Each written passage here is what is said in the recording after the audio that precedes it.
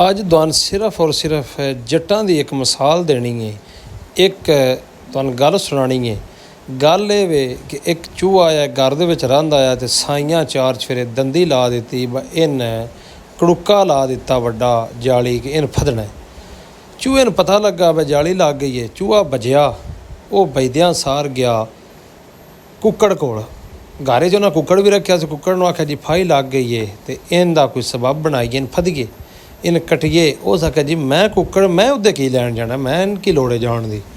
ਉਸ ਤੋਂ ਬਾਅਦ ਉਹ ਗਿਆ ਵੱਜਦਾ ਬੱਕਰੀਆਂ ਵਾਲੇ ਵਾੜੇ 'ਚ। ਉੱਥੇ ਕਾਲਾ ਲੇਲਾ ਸਾਨ ਵੱਡਾ ਉਹ ਸੀ। ਉਸ ਉਹਨੇ ਆਖਿਆ ਚੂਹੇ ਯਾਰ ਉੱਥੇ ਦੰਦੀ ਲੱਗ ਗਈ, ਕੋਈ ਮਿਹਰਬਾਨੀ ਕਰ, ਕੋਈ ਉਹਨਾਂ ਪਟੀਏ ਅਤੇ ਤੁਹਾਡਾ ਵੀ ਨੁਕਸਾਨ ਹੋ ਸਕਦਾ। ਮੇਰਾ ਕੀ ਨੁਕਸਾਨ ਹੈ, ਮੈਂ ਚੂਹਾ ਤੂੰ ਚੂਹਾ ਅਤੇ ਮੈਂ ਲੇਲਾ, ਮੇਰਾ ਤੇਰਾ ਕੀ ਜੋੜ ਹੈ। ਉਹ ਉੱਥੋਂ ਨਿਕਲਿਆ, ਉਹ ਅੱਗੇ ਬਾਹਰ ਗਿਆ, ਵੱਛਾ ਵੱਜਾ ਸੀ। ਉਹਨੂੰ ਉਸ ਆਖਿਆ ਬਈ ਯਾਰ ਦੰਦੀ ਲੱਗ ਗਈ ਹੈ ਅਤੇ ਕਦਾਈਓ ਵਧੀ ਨਾ ਜਾਈਏ ਅਤੇ ਇੰਝ ਕਰ ਕੋਈ ਲਾਸਟੀਮੇਟ ਅਤੇ ਉਹਨਾਂ ਖ਼ਤਮ ਕਰੀਏ।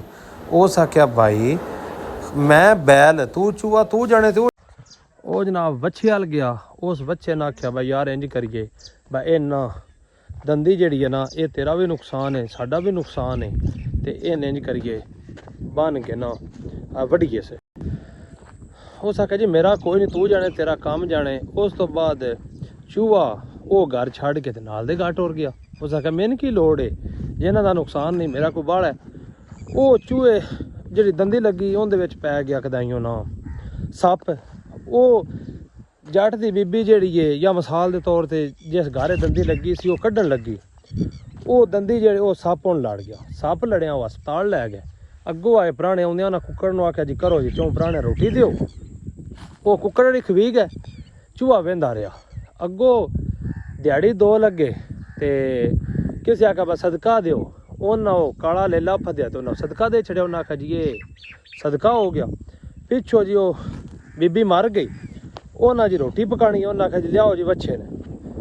ਉਹਨਾਂ ਵੱਛਾ ਕੀਤਾ, ਗੋਸ਼ਤ ਖਾ ਕਰਕੇ ਆਵਾਮ ਖਾ ਗਈ। ਚੂਹਾ ਇਹ ਹਿਸਾਬ ਜੱਟ ਦਾ ਹੈ। ਅਗਰ ਜੱਟ ਬੰਦੇ ਨਾਲ ਤੁਸੀਂ ਇੰਝ ਹੀ ਕਰੋ ਦੇ, ਇਹ ਤੁਸੀਂ ਸਾਰੇ ਜ਼ਲੀਲ ਹੋਵੋਗੇ। ਕੱਲਾ ਜੱਟ ਨਹੀਂ ਜ਼ਲੀਲ ਹੋਵੇਗਾ, ਸਾਰਾ ਮੁਲਕ ਜ਼ਲੀਲ ਹੋਵੇਗਾ, ਸਾਰੀ ਆਵਾਮ ਜ਼ਲੀਲ ਹੋਵੇਗੀ, ਕੱਲਾ ਜੱਟ ਨਹੀਂ। ਚਲੋ ਜੱਟ ਤੇ ਤੁਹਾਨੂੰ ਸਮਝਾਉਂਦੇ ਐਂਡ ਤੇ ਆਪਣੇ ਜੋਗਾ ਕਰੇ ਦਾ, ਬਾਕੀਆਂ ਜੋਗਾ ਨਾ ਕਰੇ, ਬਾਕੀਆਂ ਕਿਦੋਂ ਖਾਣਾ। ਲੇਕਿਨ ਦੇਣਾ ਅੱਲਾ ਦੀ ਜ਼ਾਤ ਹੈ। ਲੇਕਿਨ ਕੁਝ ਆਸਰੇ ਕੋਈ ਫਸੀਲੇ ਵੀ ਹੁੰਦੇ ਨੇ ਯਾਰ।